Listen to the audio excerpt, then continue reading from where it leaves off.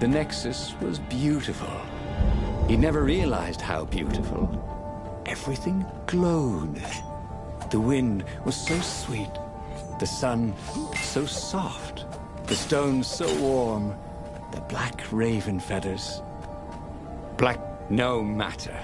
What mattered now was killing his way to the Imperial outpost and challenging the Emperor from there. Cool. Wish I could do that.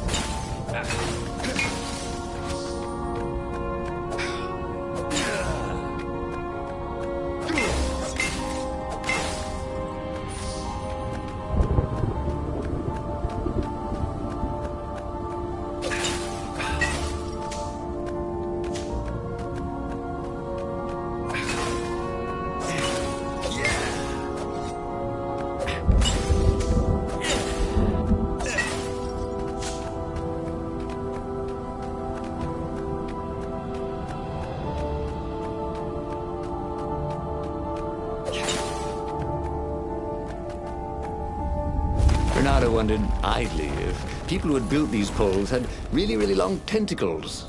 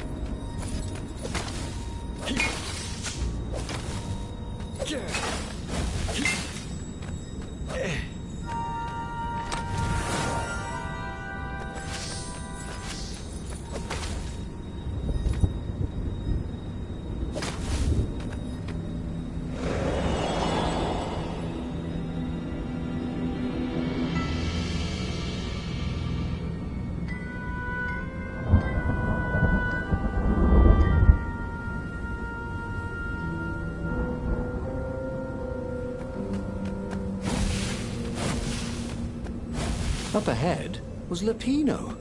What was he doing here? Bernardo! Hey, buddy! Hey there, old buddy! Please don't kill me! Why would I kill you? Asked Bernardo, although he had been thinking about it. Well, you've become... no, I mean, no disrespect at all here. Kind of evil? Maybe you should, I don't know, go to the mountains to have a think? See if maybe you're sure the stone is not all that healthy a thing to keep? I suppose you wanted, Bernardo said, and poked Lapino in the chest for emphasis. Oh, had he just killed Lapino? Oh, damn it.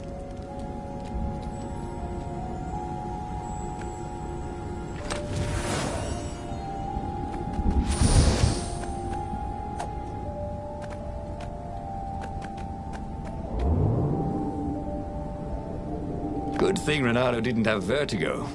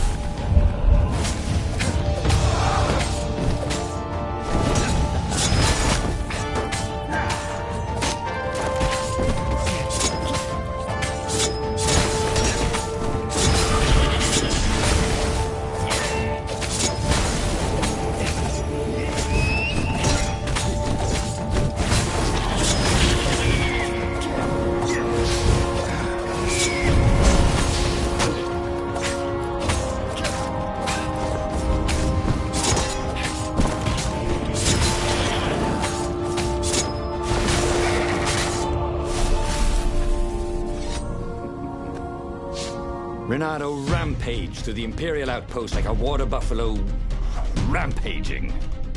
At the last moment, he remembered not to kill the Far Speaker Toad. After all, he wanted a word with the Emperor. But there was only silence. Haha! The Emperor was scared, like little girl. Well, he would gather the rebel army and slaughter the Imperial fleet. Yes! Applauded the Iblistone. Tremendous. Then the Emperor would have to answer his Far Speaker, wouldn't he? Who are you? Asked a distant voice that sounded uncomfortably like Zenobia. What have you become? The mountains. Go to the mountains, urged another that sounded a bit like Lapino.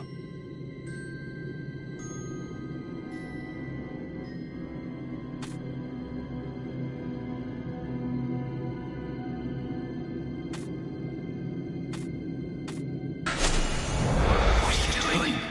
Demanded the Iblistone. I need to think, Renato told it. You're not good at thinking, said the Iblistone. You're good at killing. It's what you do. It's your destiny. But he set sail for the mountains, where he could be alone with his thoughts.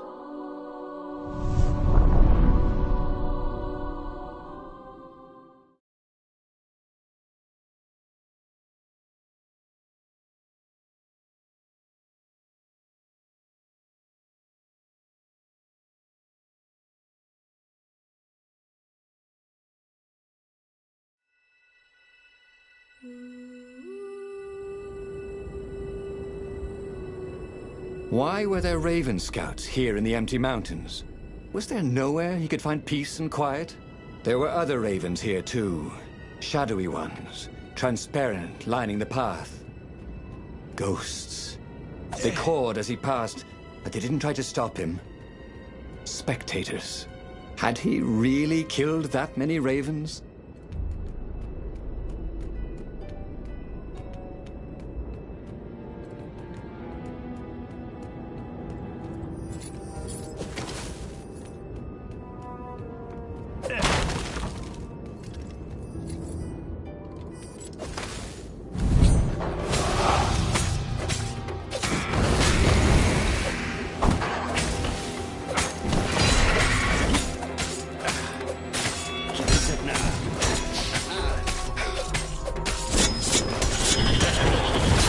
Was fun. Let's do this again sometime.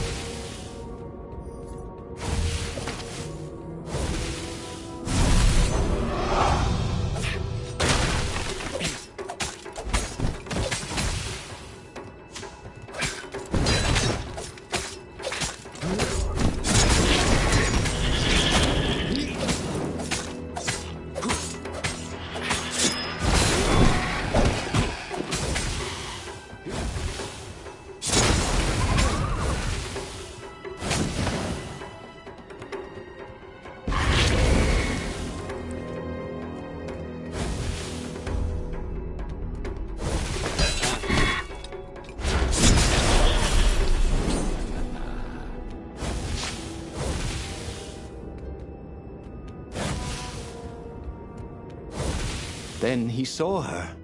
Zenobia. She was a ghost too. She ran off when she saw him.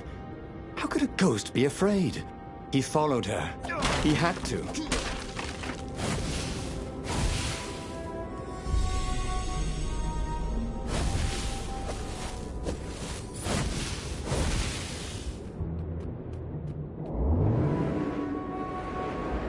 Imagine if you built a house on one of these things.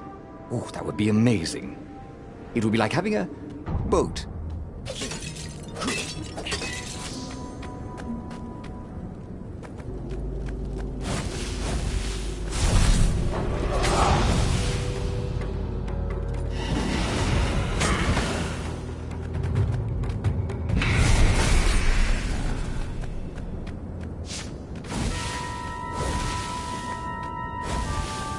If only he had some way to break the ice. Or convince it he was a friend.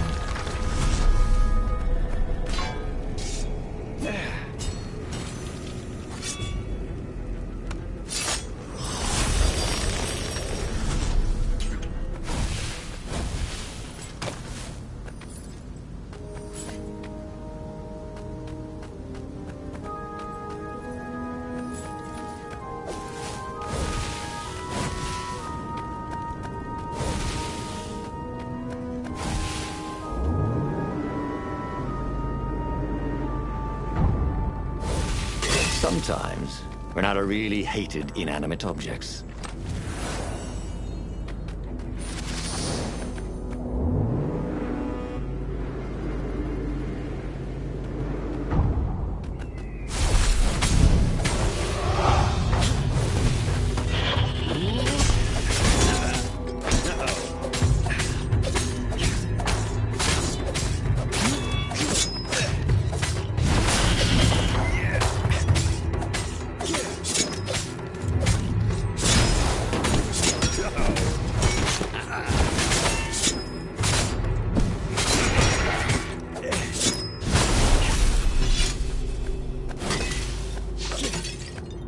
Renato followed Zenobia's ghost. Had he gone mad, seeing ghosts? Was she running from him or leading him somewhere? He'd come here to be alone, but he'd never been less alone in his life. Every raven he had slain haunted these rocks. Was this who he was? A killer. He was terribly good at killing. He was an adventurer. Or was that just another word? Whisper the stone.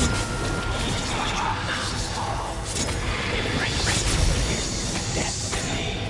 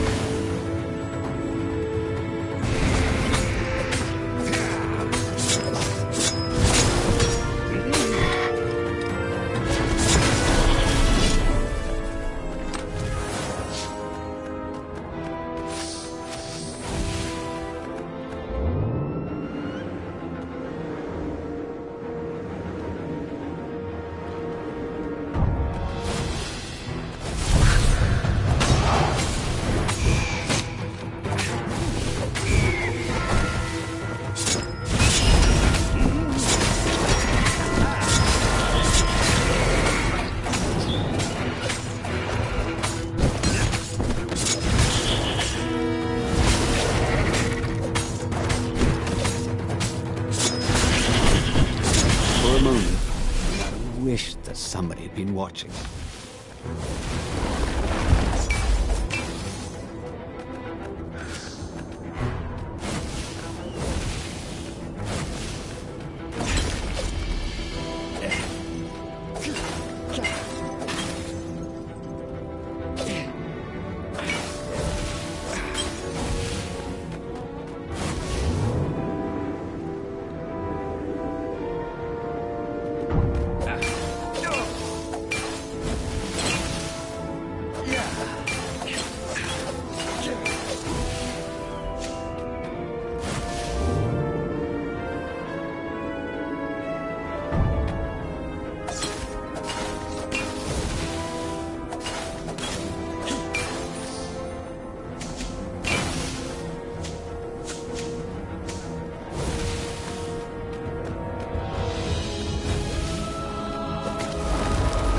He wished there were more pylons he could use the hook on. He really needed to construct additional pylons.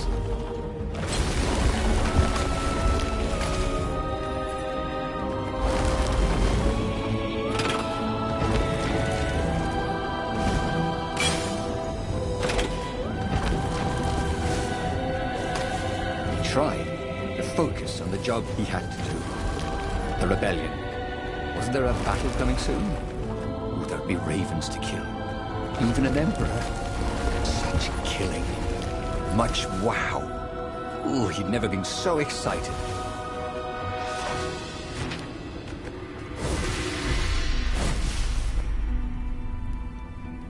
At the end of the mountain path, Zenobia awaited him.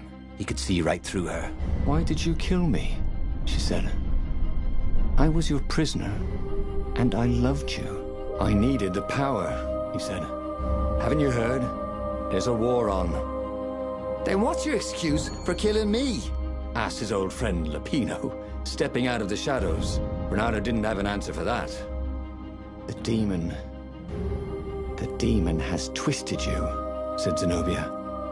"Abandon the stone. You've lost too much already." Her words bit deeper than any sword ever had. So he shook his head, and once again swung his blade through her and Lapino. It had to all mean something. If he gave up the stone now, he would have sacrificed Zenobia and Lapino for nothing. So, Renato set course for the Imperial fleet, where he would end it all. The Emperor, the war, the madness.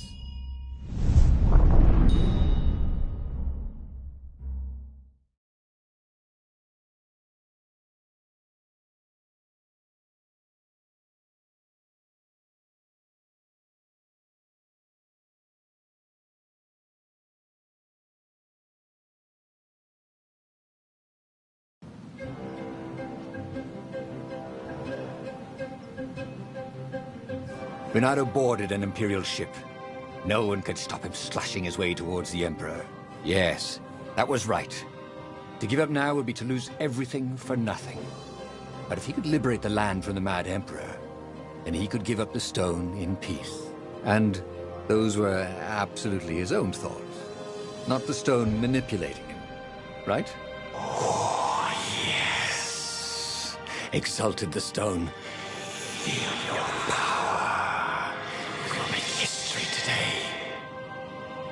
He could hear a tiny voice within him. "Don't kill the Emperor. The stone will eat your soul." Was it madness? "I have to kill the Emperor," he told himself. That's what it meant to be a hero. To do what had to be done, no matter how terrible the cost. "Yes, and then you can have peace," promised the stone.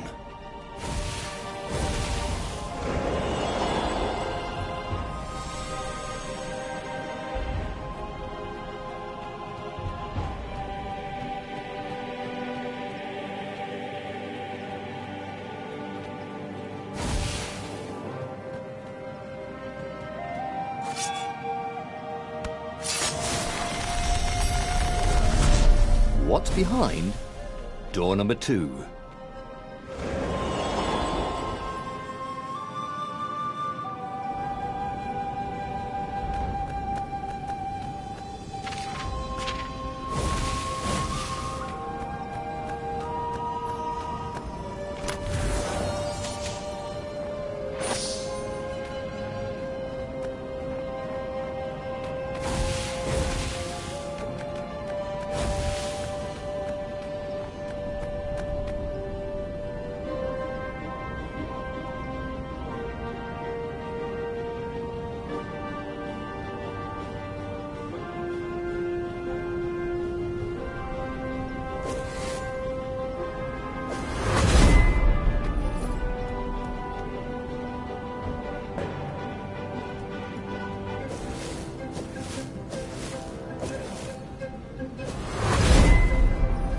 That was always a rush.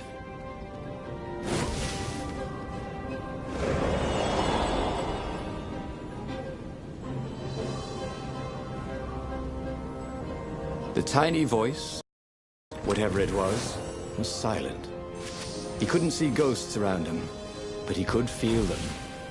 If he gave up now, they would be angry. They would have all died for nothing. Who could give up this kind of power? Could anyone? Oh, he was just a fox with a talent for swordplay. How had this burden come to him? The Emperor offered the sword.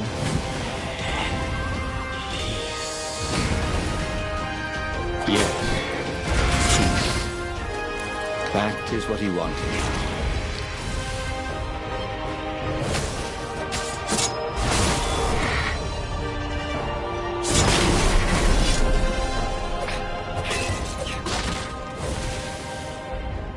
Well, they really needed to redecorate anyway.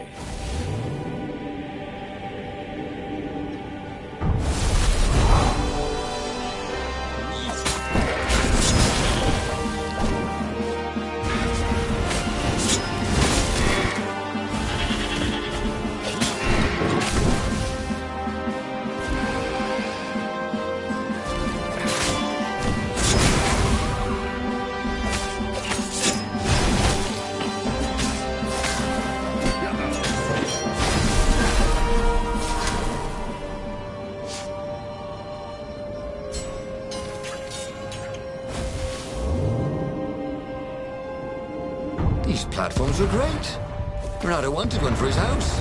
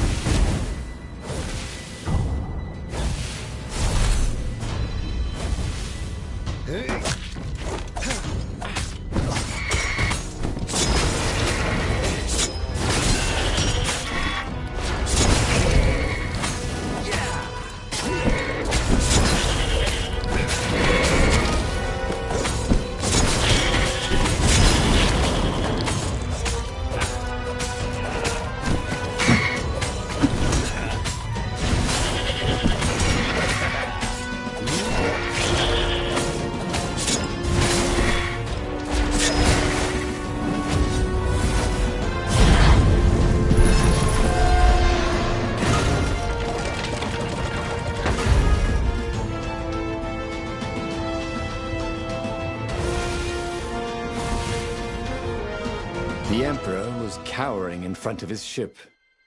No, please don't kill me. Croaked Emperor Isengrim III. Here, take the crown. I don't want it anymore. You must kill him, or he will have his troops. He will send assassins. Please, have mercy. The rebellion is won. Or you could be emperor. I'll just go be a scientist or minstrel or sell gummy bears. Yeah, I promise not to bother you. It's your moment. With all the love he'd ever had for Zenobia, for Lupino, for the kit foxes he would never have, Renato raised his sword. And Renato plunged his sword into his own chest. Wait. What? Renato screamed as his life force ebbed into the stone and surged back into him, and ebbed out and surged back in. No! Screamed the stone. It began to heat up. What have you done? The stone began to glow. It became white hot. It became lava.